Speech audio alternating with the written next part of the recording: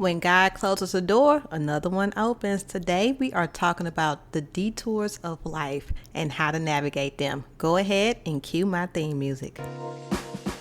Hey Rebel, welcome to Untoxify Your Relationship. Here we will talk about all things healthy and how to get that toxic mess out of you and your partnership. I'm your host, Melissa Webb, a practicing licensed mental health therapist with 10 years experience. All right, let's go ahead and hop into it. Okay, yeah, we just gonna go ahead and start talking about it. I have a kid and he is about to be 3 and he is adorable and hilarious all at the same time. So the way we go to daycare, we take this certain street straight all the way down to daycare. If I'm going to go and get on the highway, like I'm going to my mother's house, I have to make a right off the street to get on the highway. So one morning I'm taking my son to my mother's house. Actually, we got up early to go to my mom's house. It was a school day, but he wasn't going. Got up that morning, got him dressed. He's in a mood because he's like, he really doesn't want to go to daycare. And I can hear him in the back seat, like pouting and kind of whining as we're going down the street to daycare. So instead of going straight down the street, I end up making a right-hand turn to get on the highway. As soon as I made that right-hand turn and got on the on-ramp to go to the highway, I can hear my kid in the back seat saying, "Yay, mommy, you're amazing. This is great. You're amazing." 2 years old, y'all, like clapping because he is not going to daycare.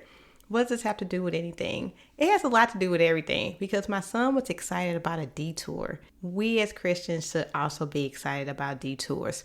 Instead, what we do is we get mad when things are not going our way. We can be at a job and all of a sudden they do layoffs or your partner breaks up with you out of the blue. And yes, that is devastating. And yes, in the moment you're like, well, what am I going to do? Like, what is this for?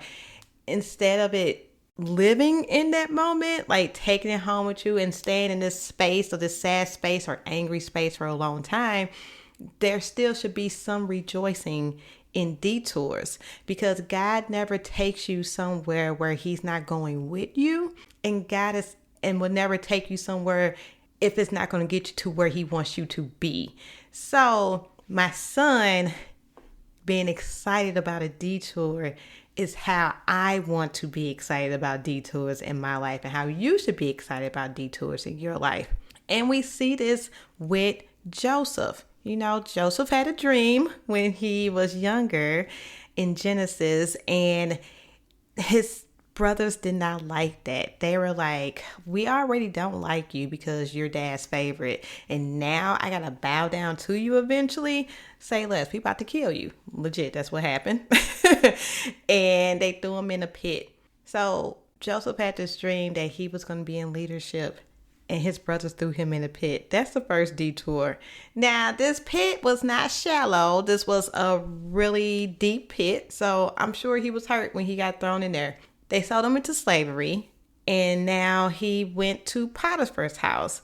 And here at Potiphar's house, he ended up just being there at first, but then Potiphar put him in charge over all that he possessed. So it was Potiphar to him. He's like almost second in charge over this house. So I see a blessing even in that. We had an issue that happened even in God's sovereignty. God saved him, protected him, and put him in this place where he's now gaining leadership opportunities because he's in charge, y'all. Like, it's not like he just there and he chilling. Like, no, he's running things. He's learning things. And I'm sure he learned from Potiphar, who was a general for Pharaoh. Okay, while he was there, Potiphar's wife literally sexually harassed him. And it's just like, yo, chick, you doing too much. I need you to slow down.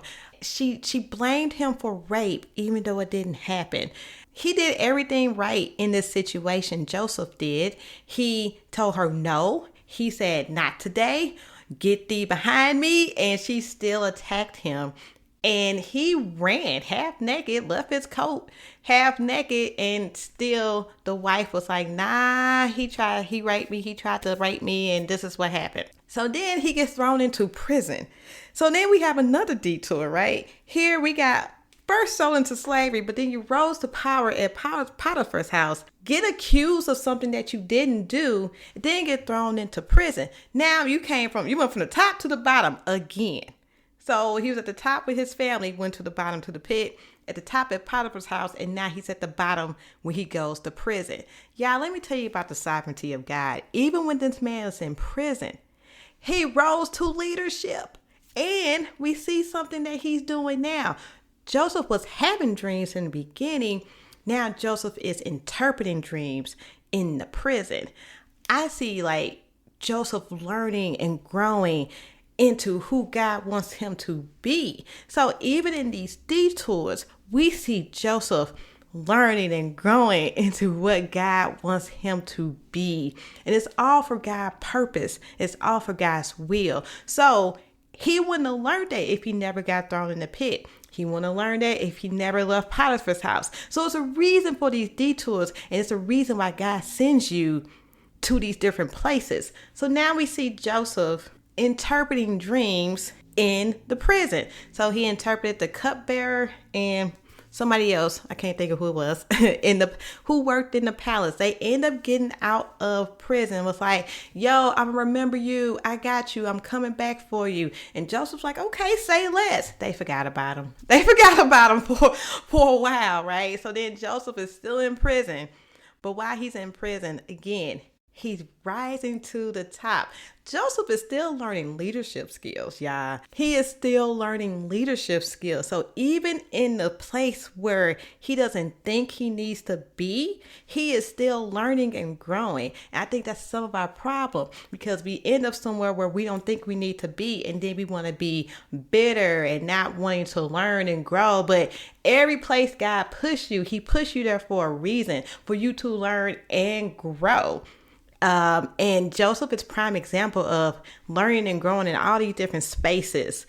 And once you learn what you need to learn, it's almost like God say, okay, let's put you in another level. Okay, we're going to put you in another place. Instead of being mad at you at this job, be happy that you at the job. What can you take from this job? What can you take from this relationship? What can you take from being single in this single season? What can you take from these places? What is it that you need to learn and grow from by being in these different spaces that you are in? Joseph is prime example of learning and growing in these different spaces, even though it's probably not what he thought that it was supposed to be. Now, Pharaoh had a dream and had a hard time. No one could really interpret it. And so it was either the cupbearer or the other person was like, hey, I know someone who can interpret dreams. His name is Joseph. He's in prison. So they went and got him, and Joseph ended up interpreting this dream for Pharaoh, and then Pharaoh put him second in command. Yeah, he was like the vice president, and Pharaoh was the president, and he was second in command. So now he has gone from the pit to Potiphar's house to the prison, and now we at the palace. And this is where the dream that Joseph had, where he is now in this high power position. So we see God is like, I'm moving and doing things. You might not understand why I'm moving you into all these different spaces, but I know what I'm doing, and I know what you need to have to get to where I need you to be. Just think, if Joseph never went to these different spaces, he wouldn't have known these leadership skills. He wouldn't have known how Egypt is ran, right? We got to remember, he was at Potiphar's house where he was a general for Pharaoh. So he understood some things about Egypt, right? Because this is a foreign land to him, because he came from Canaan. So we got to understand, like, in these spaces, again, it just keeps coming up. In these spaces, you're learning, you're growing, and you're learning and growing for everything God needs you to be for his purpose and his will, and where he's trying to put you. At this point, there's a famine in the land in Canaan. And so Joseph's brothers have to go to Egypt and ask for food. And who's there? Good old JoJo, right? Now, Joseph could do one of two things, y'all. He's like, oh, they're my brothers. say less. Y'all ain't getting nothing. I'm going to let y'all die. Or he could be like, them my brothers? Okay, say less. Let me get y'all some food. Remember, he ain't seen his people in like 20 years, so they didn't even recognize him. At the end of the day, Joseph prayed. He was a man of God, and he ended up showing them mercy and forgiving them for what they did. And he ended up saving all of Canaan because of his leadership skills and giving his brothers food. He ended up moving the whole fam up to Egypt, and everybody was kicking it. And the one verse that I love in all of Joseph, he told his brothers, what you meant for evil, God meant it for good. So with that, I'm just going to say this. If you're single, because I know I've been talking about moving and grooving with these detours and then talking more about job stuff. But if you're single, if you want to date and you've been in these terrible relationships, or you just got out of one and you just like, I know God has promised me marriage. Like, when is it going to come? In due time. There's a season for everything. And in due time, you will get to your person. I will say, what is it, instead of asking God, when would I get to my person? The question should be, what should I be learning before I get to my person? Because the detours are happening for a reason. And the reason they're happening is because God wants to grow you and show you some things about yourself that you need to change in order to get to where he wants you to be. The promise is there. The promise is going to be there. He will get you to the promise. The thing is, are you going to learn and grow and learn the things that you need to learn before you get to the promise, so that way you don't mess up that promise? Or you just going to not learn and grow, and when it get to it, you may fumble the bag. I don't want you fumbling no bags. So the question should be, God, what should I be learning during this season?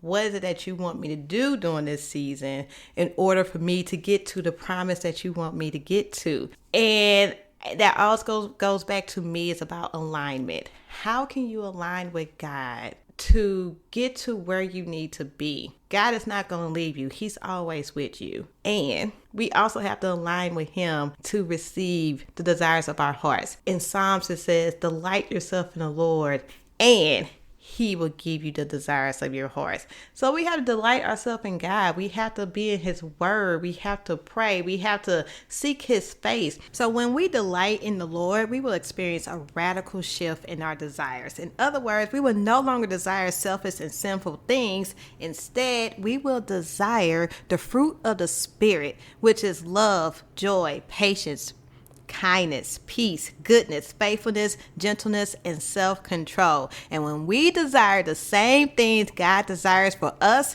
our requests will be granted. We got to remember that God is not a genie and he just gives us whatever we want. When we delight in him, he will transform our hearts to make us more like him. And so we can desire the same things that he desires for us. All that being said, I know I said a lot. I wasn't even trying to talk this long. I thought it was just going to be like 5 minute long episode. But ask God, what is he doing in this season, or and even in previous seasons?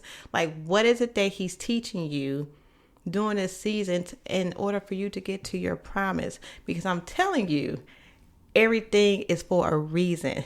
Romans 8:28 says, all things work together for the good of the Lord, that are according to his purpose, not your purpose, but his purpose. So all things are always working together. I'm going to leave y'all with this last story. It's about myself, and it's about my job track.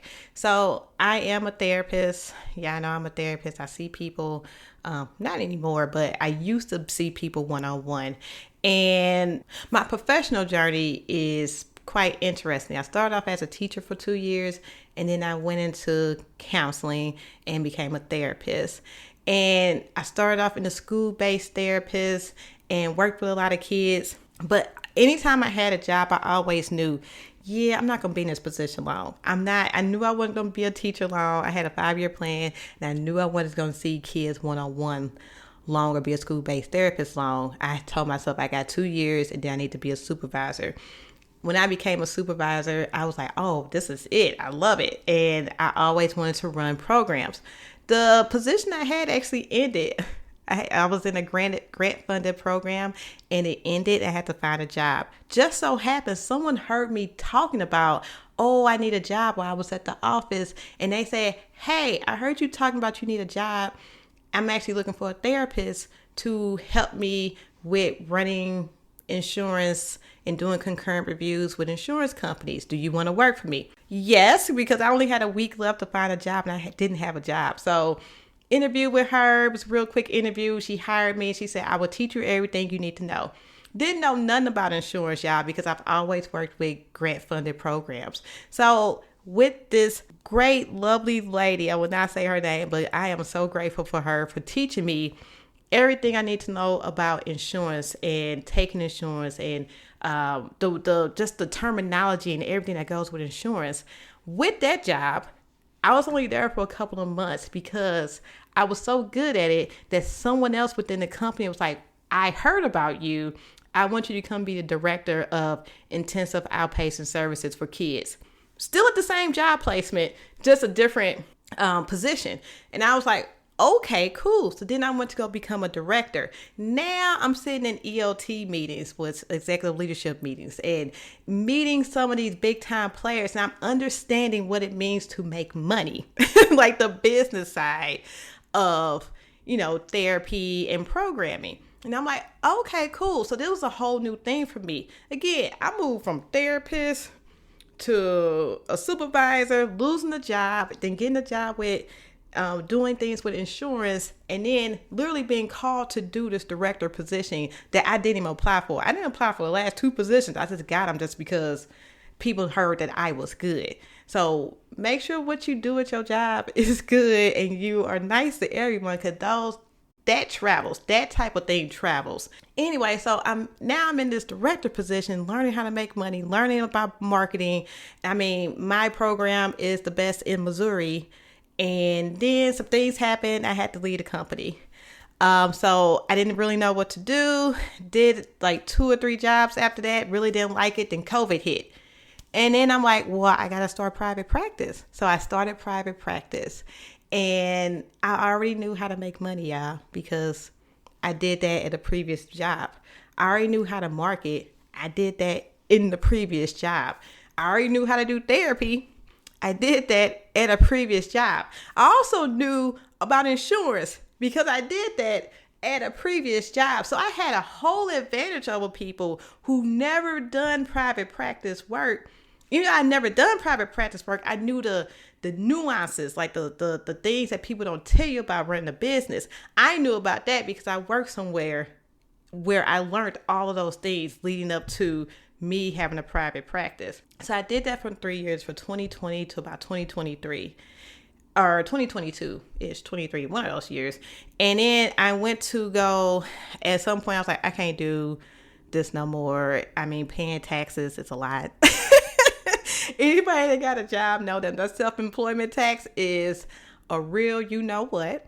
And so I ended up working at a group practice where I was a clinical director. I did that for about a year, making some good money.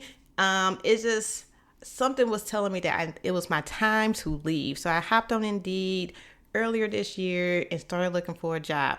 Now, I was applying everywhere, y'all. I was like, I think I just want to be a director. I want to be in a VP position. Okay, cool. So I started applying for some jobs. A lot of people didn't call me back. But I just kept hearing guys say, just be patient. The job is coming. Just be patient. The job is coming. So I was super patient. I was applying for jobs from March and I didn't get a position. I didn't start the new position until Memorial Day. So beginning of March, so literally the end of February, beginning of March to Memorial Day, I was looking and interviewing for jobs. And I interviewed for a position at my current job, but at the time it wasn't my job.